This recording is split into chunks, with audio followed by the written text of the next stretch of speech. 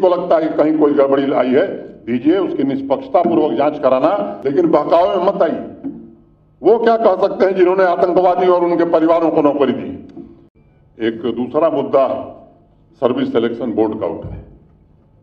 Media के मित्र हैं, इसलिए मैं इस बात को भी कहना चाहता हूं। पीछे शिकायतें आई थी और शिकायतें आई, उसमें तथ्य भी पाए गए। बेमरवत बिना देरी किए हुए उन परीक्षाओं को रद्द किया गया। जांच सीबीआई को दी गई। मुझे लगता है, मैं ऐसा मानता हूं कि देश में सबसे अच्छी जांच एजेंसी जो प्रभावी कार्रवाई कर सकती है वो सीबीआई ही है, और सीबीआई ने कई लोगों को गिरफ्तार किया है। कठोरतम कार्रवाई जो हो सकती है वो की जा रही है, और मैं आपको भरोसा देता हूं, कोई कितना भी प्रभावशाली है उसके गिरेबान तक कानून पहुंचेगा और उसे जरूर सजा दिलाई जाएगी। उसके बाद एक पारदर्शी प्रक्रिया से एक चयन हुआ, उस पर कुछ नौजवानों को आपत्ति है। मैं एक बात कहना चाहता हूं कि जानबूझ करके कोशिश हो रही किसी तरह से रिक्रूटमेंट न हो। 3 साल में 30,000 लोगों को सरकारी नौकरी हम दे चुके हैं। इस साल हम प्रयत्न कर रहे हैं कि इस साल 2023 में भी कम से कम 12,000 भर्तियां हम कर सकें। अभी पब्लिक सर्विस कमीशन के परिणाम आए। मैं आपको बताना चाहता हूं, अंतिम व्यक्ति का जब साक्षात्कार समाप्त हुआ, उसके 3 घंटे के अंदर परिणाम निकाल दिया गया। शायद जम्मू कश्मीर नहीं, देश के किसी राज्य में 47 के बाद से आज तक ऐसा परिणाम कभी नहीं आया होगा। लास्ट कैंडिडेट का इंटरव्यू खत्म हुआ, उसके 3 घंटे के अंदर परिणाम निकाल दिए गए। जो परीक्षाएं हुई हैं, मैं खुलेआम कहना चाहता हूं, किसी को लगता है कि कहीं कोई गड़बड़ी आई है, दीजिए, उसकी निष्पक्षता पूर्वक जांच कराना, और गड़बड़ी लेस मात्र पाई जाएगी तो निश्चित रूप से निरस्त करना और गड़बड़ी करने वालों को कानून और संविधान के अनुसार सजा दिलाना, इसकी जिम्मेदारी हम लेते हैं, इसे हम जरूर करेंगे। लेकिन बहकावे में मत आइए। वो क्या कह सकते हैं जिन्होंने आतंकवादी और उनके परिवारों को नौकरी दी। उनको कौन नैतिक हक है जिन्होंने 1 लाख बैकडोर एंट्री करके ऐसे लोगों को भर दिया कि प्रशासन चलाना मुश्किल हो रहा। इनको कोई नैतिक हक नहीं।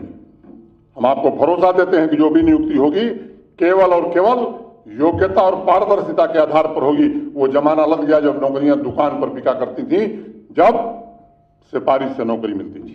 और इसलिए मैं नौजवान मित्रों से भी कहना चाहता हूं, आप भरोसा रखिए। कहीं आपको लगता है कोई भी गड़बड़ी हो रही है, आप ध्यान में लाइए, निश्चिंत रहिए, किसी गड़बड़ी करने वाले को बख्शा नहीं जाएगा, किसी को नहीं बख्शा जाएगा, चाहे वो कोई हो। हाँ, लेकिन अब वो लोग आईना दिखावें।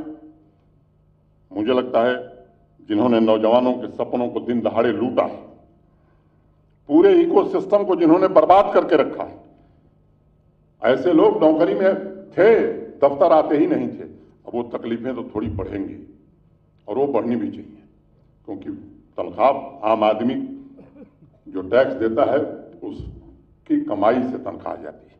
और मैं नौजवान साथियों से विशेष रूप से करना चाहता हूं कि कैंडल मार्च निकालने की जरूरत नहीं है। जिन लोगों ने आपके सपनों के आसियानों पर आग लगाई थी, उनके बहकावे में मत आइए। जमीन से लेकर नौकरियों तक जिन्होंने केवल लूटने का ही काम किया था, अब कोई रास्ता नहीं मिल रहा है तो लोगों को भड़काने की कोशिश कर रहे हैं।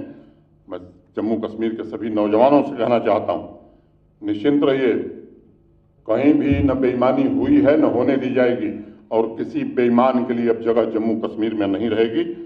एक बड़े हिंदी के प्रसिद्ध कवि हुए धूमिल, उनकी एक बड़ी छोटी कविता कह के मैं अपनी बात खत्म करूंगा। एक आदमी रोटी बेलता है, एक आदमी रोटी खाता है, एक तीसरा आदमी भी है जो न रोटी बेलता है न रोटी खाता है, वह सिर्फ रोटी से खेलता है। इन खेलने वाले लोगों के चक्कर में पड़ने की जरूरत नहीं है। कई पीढ़ियों तक यहाँ के लोगों ने योग्यता के साथ खेल खेला है, उनके बहकावे में आने की जरूरत नहीं है। इनसे सावधान रहने की जरूरत है। जिन्होंने आपके सपनों के साथ खिलवाड़ किया है, आप मन से तैयारी करिए। मैं फिर से आपको भरोसा देता हूं, विश्वास दिलाता हूं कि आपकी योग्यता के साथ कोई समझौता नहीं हो सकता है। आप निश्चिंत रहिए, और जो हमारी नीति है भ्रष्टाचार के खिलाफ जीरो टॉलरेंस की, पूरी पारदर्शिता की, पूरी ईमानदारी की, वो आगे भविष्य में कायम रहेगी।